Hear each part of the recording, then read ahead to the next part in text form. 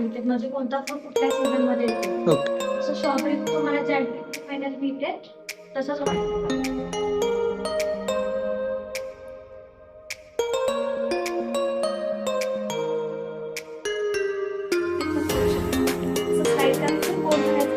पुढचा स्मेल पण घेऊ शकतो. हा भारी. पण तिथे मागे फ्लेवर ठेवलंय फ्रेग्रन्स.